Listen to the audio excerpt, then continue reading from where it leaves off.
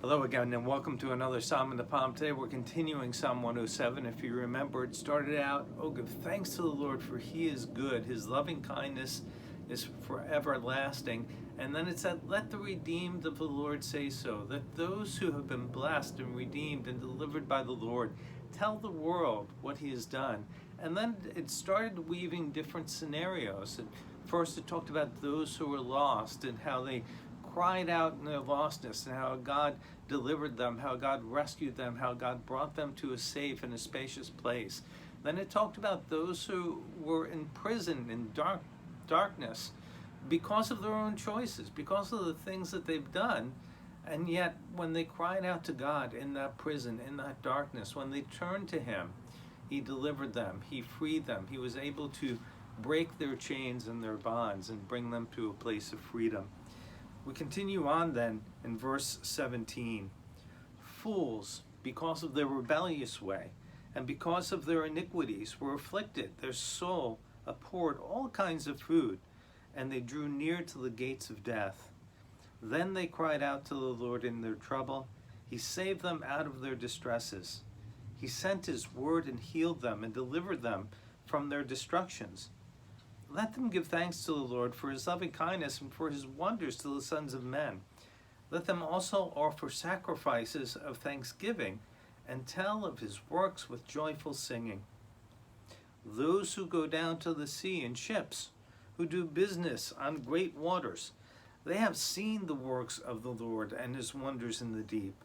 For he spoke and raised up a stormy wind, which lifted up the waves of the sea. They rose up to the heavens. They went down to the depths. Their soul melted away in their misery. They reeled and staggered like a drunken man and were at their wits' end. Then they cried to the Lord in their trouble, and he brought them out of their distresses.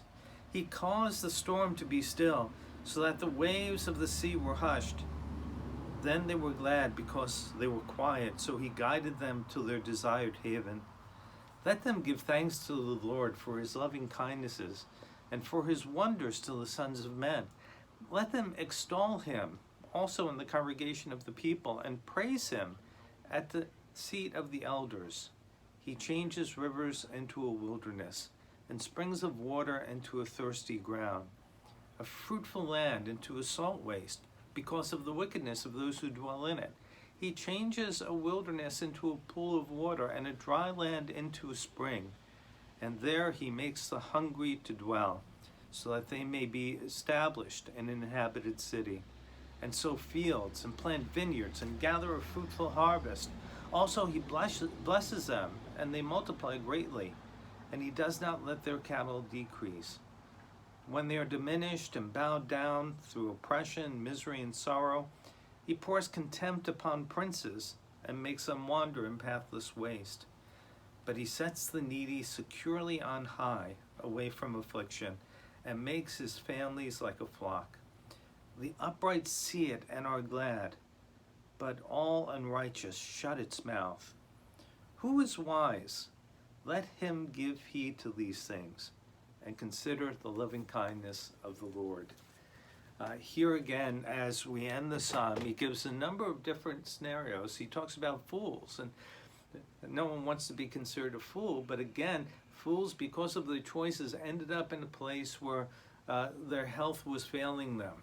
And some of us might be able to relate to that. But again, it says, when they cried out to God, when they turned their way of thinking and looked to him instead of their foolish ways, God was able to heal them. God was able to deal with the consequences of their own foolishness and to deliver them and to redeem them and to rescue them.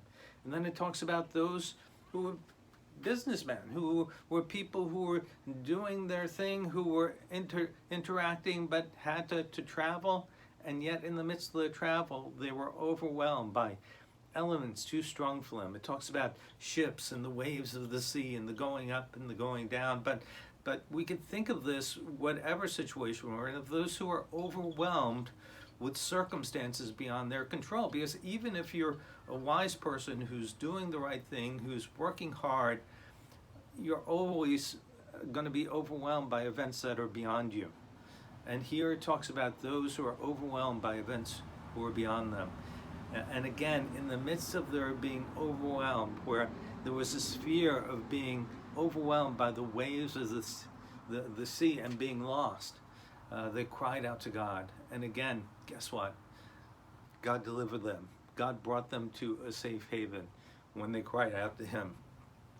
And then it talked about how God is able to exalt those who are humble, those who are helpless, those who are weak, those who are hopeless, and how he's able to bring down the proud and the arrogant.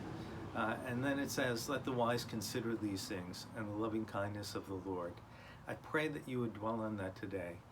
Circumstances are always going to be there. Sometimes there are circumstances of our own choosing where we've made stupid or foolish mistakes and we've done wrong things, and we need to turn to God and we need to find that hope and healing that he can give us.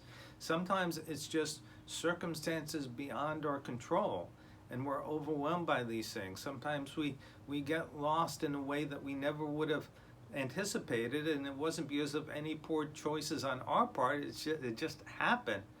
And even then, we cry out to God. He's able to deliver us. He's able to guide us out. He has the big picture. He sees the whole thing. He cares about you. So that when we turn to him and cry out to him, he's able and willing to help us in our time of need. I pray that you would do that today, and we'll talk again tomorrow.